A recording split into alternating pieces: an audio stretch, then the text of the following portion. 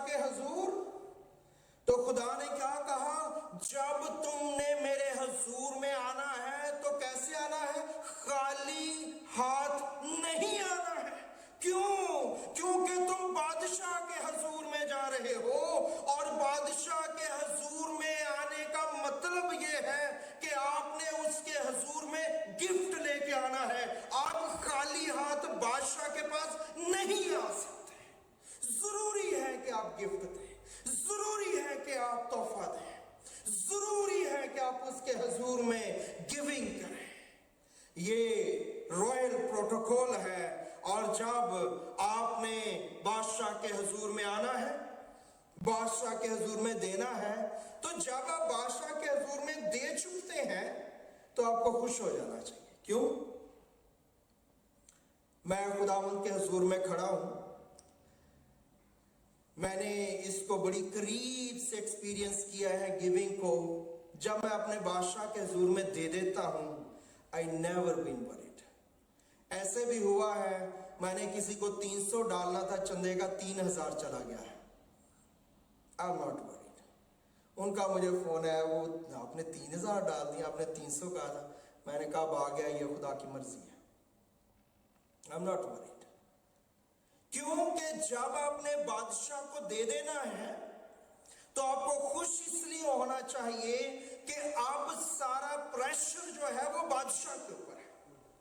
آپ نے دے دیا ہے، خوشی سے دیا ہے، اس کے حضور میں حاضر ہوئے ہیں آپ، اور اب سارا پریشر بادشاہ کے اوپر ہے۔ اور جب آپ بادشاہ کو دے چکتے ہیں تو پریشر یہ ہے کہ آپ نے اپنی حیثیت سے دیا ہے، اور اب بادشاہ نے اپنی حیثیت سے آپ کو واپس کرنا ہے۔ دس از دا تھنگ۔ آپ نے اپنے تھوڑے میں سے دینا ہے، اور بادشاہ نے اپنے جلال میں سے آپ کو دینا ہے۔ جب آپ اس کو انڈرسٹینڈ کر جاتے ہیں، خدا کے کلام میں ایک بڑی خوبصورت کہانی ہم کرسمس کے دنوں میں دیکھتے ہیں۔ ابھی مہینہ ڈیڑھ ہوا ہم نے کرسمس منایا، خدا یسوع مسیح کی پیدائش ہوئی، اور کلام میں لکھا ہے کتنے مجوسی آئے خداوند کو دیکھنے کے لیے؟ نہیں، 3 نہیں، کئی مجوسی۔ 2 باب کی پہلی آیت اگر ہم متی کے انجیل میں پڑھیں، 3 کیوں سمجھا جاتا ہے؟ یہ ہم نے جو گیت بنایا ہے، ہم 3 بادشاہ مشرق سے ہیں، کہیں نہیں لکھا 3، وہاں لکھا ہے کئی مجوسی آئے۔ اور لکھنے والے نے کیوں 3 لکھا؟ کیونکہ تحفے 3 ہیں جن کا ذکر کیا گیا ہے۔ اس کا مطلب یہ نہیں کہ اور تحائف نہیں تھے، اس کا مطلب یہ ہے کہ یہ جو تحائف ہے یہ پروفیٹیکلی جو ہے خدا یسوع مسیح کی زندگی کی بہت سی چیزوں کو یہاں کرتے تھے، اس لیے ان کا ذکر کیا گیا۔ اینی تو کئی مجوسی آئے، کیونکہ یہ مجوسی جو ہیں، جو وائز مین ہیں، یہ اصل میں اپنے اپنی کنگڈم کے بادشاہ تھے۔ اور جب انہوں نے یہ نجوم کے تعلق سے، ستاروں کے علم کے تعلق سے دیکھا، تو ان کو پتا چلا کہ زمین پہ ایک بادشاہ پیدا ہوا ہے۔ اور دوسری بات جو ان کا علم بتا رہا تھا وہ یہ تھی کہ یہ بادشاہ دنیا کے سب بادشاہوں سے زیادہ امیر ہے۔ اتنا امیر ہے کہ نہ اس سے پہلے کوئی بادشاہ امیر تھا، نہ اب کوئی بادشاہ اتنا امیر ہے، اور نہ ہی رہتی دنیا تک کوئی بادشاہ اتنا امیر ہوگا۔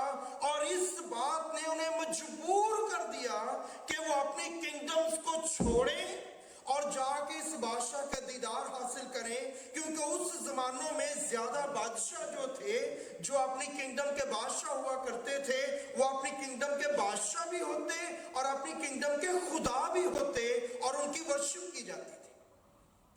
انہوں نے اپنی کنگڈمز کو چھوڑا، اپنی ورشپ کو چھوڑا، اور اس نامولود بادشاہ کی تلاش میں نکلے، اور یہ آ کے خدا یسوع مسیح سے ملے۔ اور مقدسہ مریم اور حضرت یوسف کا وہ چھوٹا سا وقتی گھر جو انہوں نے اسبل کرائے پہ لیا تھا، وہاں پہ بادشاہوں کی لائن لگ گئی، اور ان کا چھوٹا سا گھر قیمتی تحائف سے بھر گیا، اور انہیں سمجھ نہیں آ رہی تھی یہ کیا ہوا چاہتا ہے۔ کلام میں لکھا ہے مقدسہ مریم ان باتوں کو اپنے دل میں رکھے ہوئے تھی۔ یہ ساری باتیں جو فرشتہ پہلے اس سے ملا ہے، فرشتے نے اس کو کہا ہے، اور وہ کنواری ہے اور بیٹا پیدا ہوا ہے، یہ ساری چیزیں، اور بادشاہ لائن بنا کے کے آ رہے ہیں، اور جب وہ آئے ہیں تو کیا کیا ہے؟ وہ آئے ہیں، انہوں نے سجدہ کیا ہے اور انہوں نے تحفہ پیش کیا ہے۔ یہ رویل پروٹوکول تھا۔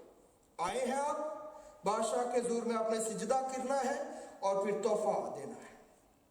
سجدہ، ورشپ، یہ ورشپ ہم تو ایسی کر لیتے ہیں نا ورشپ۔ مجھے اور آپ کو بائبل کے لوگوں کو یاد رکھنا ہے کہ جو ورشپ ہے وہ گیونگ کو ریکوائر کرتا ہے۔